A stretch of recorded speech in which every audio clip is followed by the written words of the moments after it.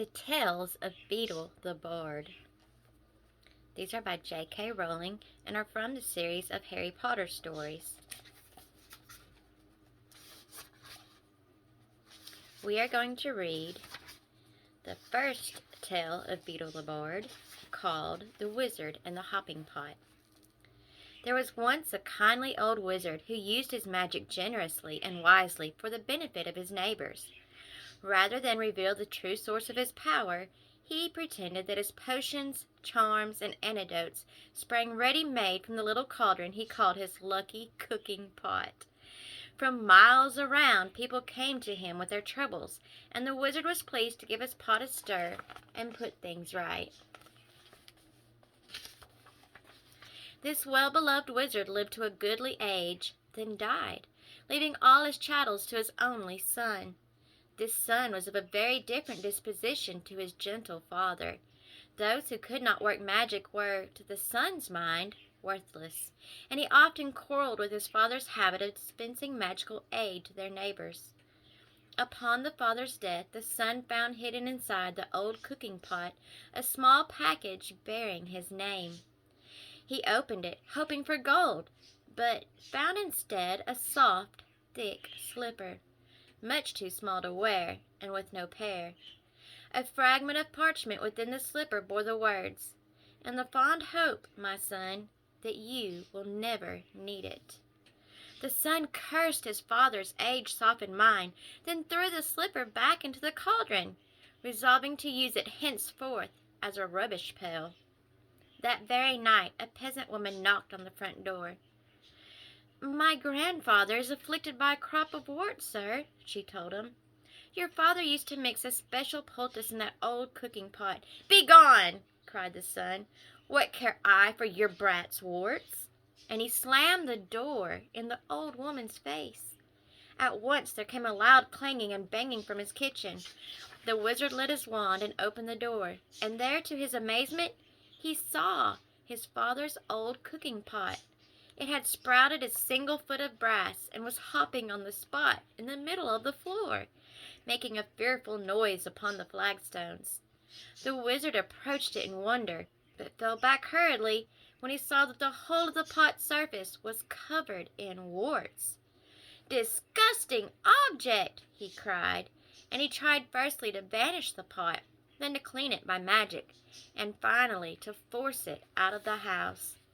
None of his spells worked, however, and he was unable to prevent the pot hopping after him out of the kitchen, and then following him up to bed, clanging and banging loudly on every wooden stair. The wizard could not sleep all night for the banging of the warty old pot beside his bed, and next morning the pot insisted upon hopping after him to the breakfast table. Clang, clang, clang, went the brass-footed pot, and the wizard had not even started his porridge when there came another knock on the door. An old man stood on the doorstep. "'Tis my old donkey, sir," he explained. "Lost she is, or stolen, and without her I cannot take my wares to market, and my family will go hungry tonight." "And I'm hungry now," roared the wizard, and he slammed the door upon the old man. Clang, clang, clang, went the cooking pot's single brass foot upon the floor. But now its clamor was mixed with the brays of a donkey and human groans of hunger echoing from the depths of the pot. "Be still! Be silent!" shrieked the wizard. But not all his magical powers could quieten the warty pot, which hopped at his heels all day, braying and groaning and clanging, no matter where he went or what he did. That evening there came a third knock upon the door, and there on the threshold stood a young woman, sobbing as though her heart would break. My baby is grievously ill," she said. "Won't you please help us? Your father bade me come if troubled." But the wizard slammed the door on her, and now the tormenting pot filled to the brim with salt water, and slopped tears all over the floor as it hopped and brayed and groaned and sprouted more warts.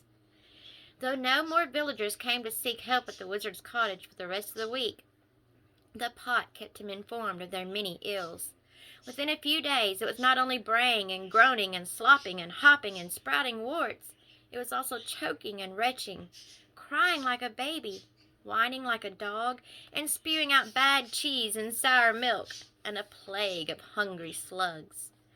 The wizard could not sleep or eat with the pot beside him, but the pot refused to leave, and he could not silence it or force it to be still.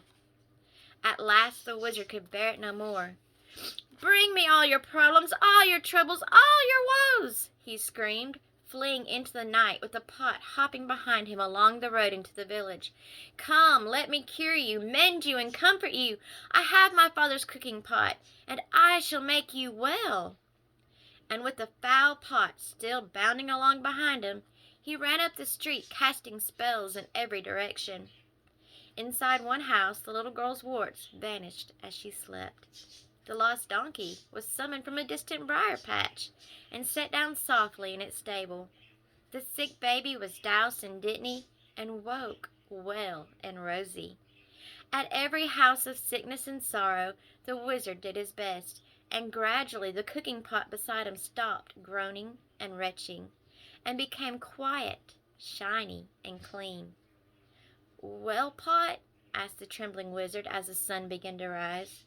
The pot burped out the single slipper he had thrown into it, and permitted him to fit it onto the brass foot.